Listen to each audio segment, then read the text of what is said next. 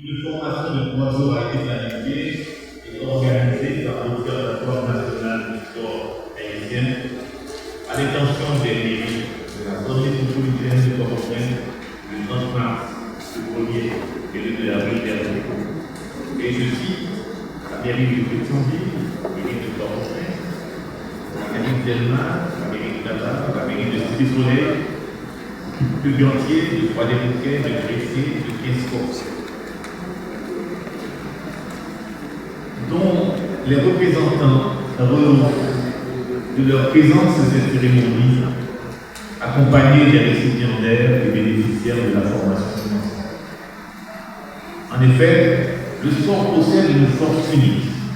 Il rassemble là où la société se divise. Sur un terrain de sport, les différences s'effacent. Les égalités se transforment en respect et les adeptes. Je voudrais vous dire, le sport, ça, je vous dis, c'est un honneur pour nous. Je fais partie de mairie Pétionville, parmi les mairies qui assistent à la formation. Ça, c'est un honneur, son plaisir que nous l'avons. Pour que nous disions, l'initiative est bonne. L'initiative est bienvenue. Nous avons un moment pour que jeunesse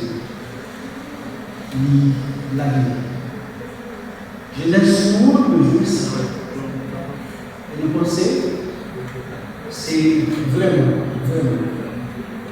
Il y a une bonne initiative qui a porté pour nous.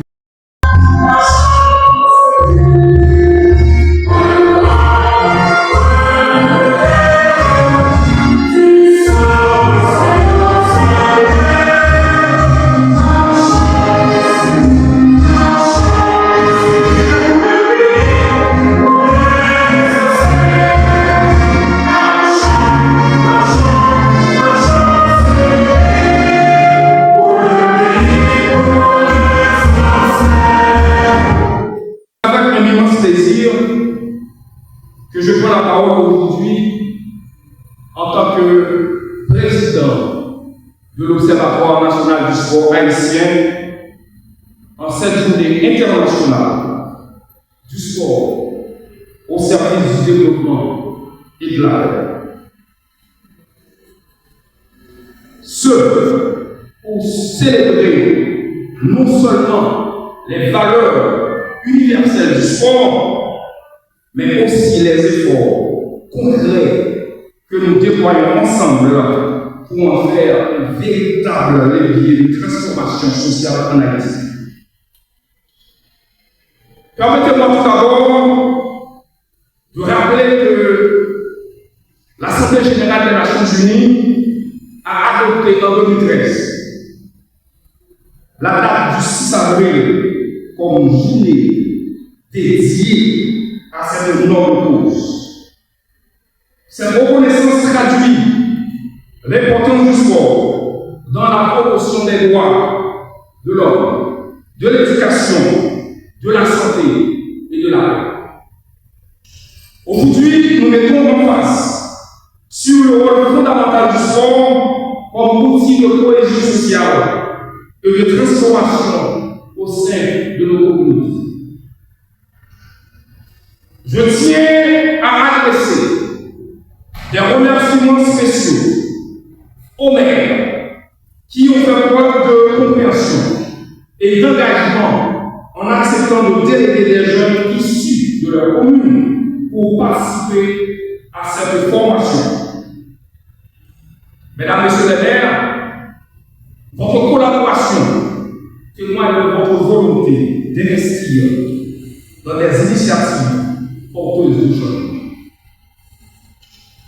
Je salue également la participation active des représentants des 9 mairies, à savoir Gantier, Croix-des-Bouquets, Tabar, Cité-Soleil, Delma, Port-au-Prince, Gressier, Kinscourt, Pétionville, sans oublier le barreau de Guadeloupe.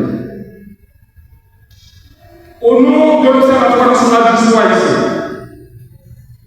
je tiens à saluer chaleureusement chacun d'entre vous qui, en particulier, les agents qui recevront aujourd'hui leur certificat après 3 journées de formation intensive.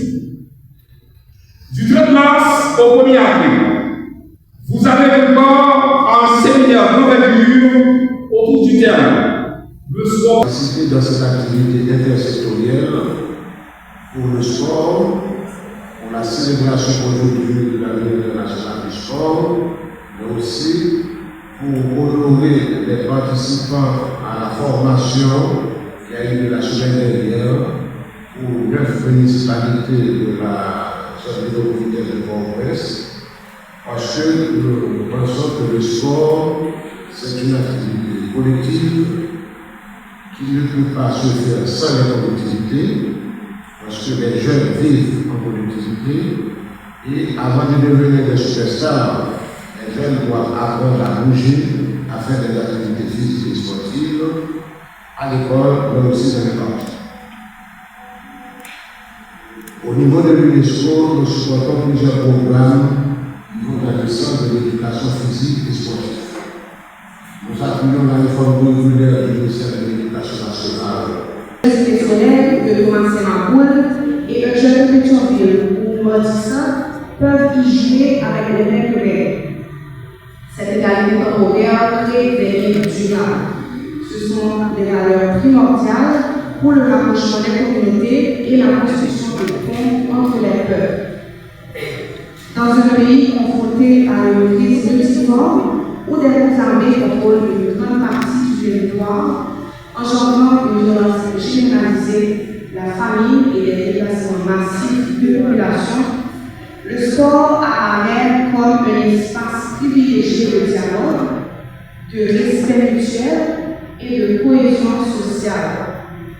Il offre aux individus, et en particulier aux jeunes, des opportunités de s'exprimer, de se rassembler, de se défouler et de construire ensemble un avenir meilleur.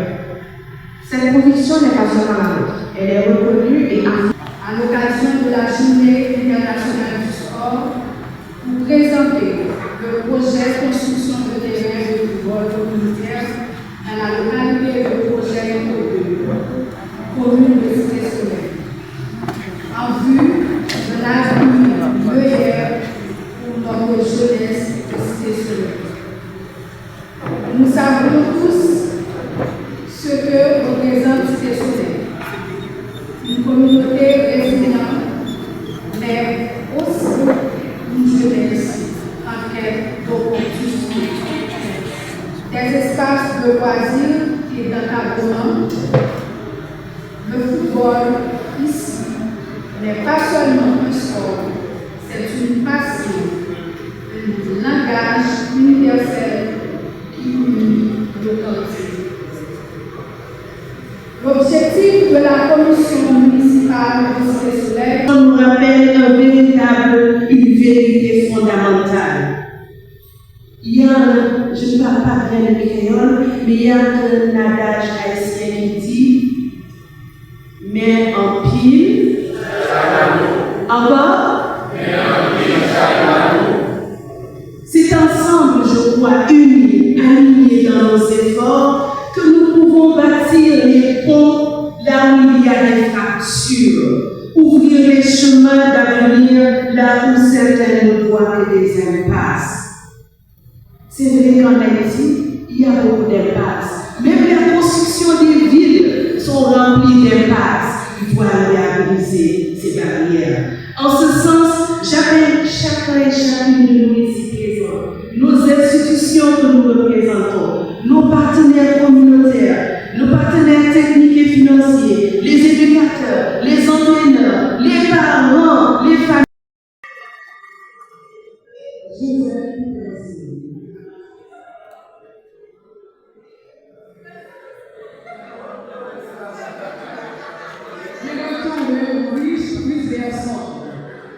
Riche, plus personne. La celui qui est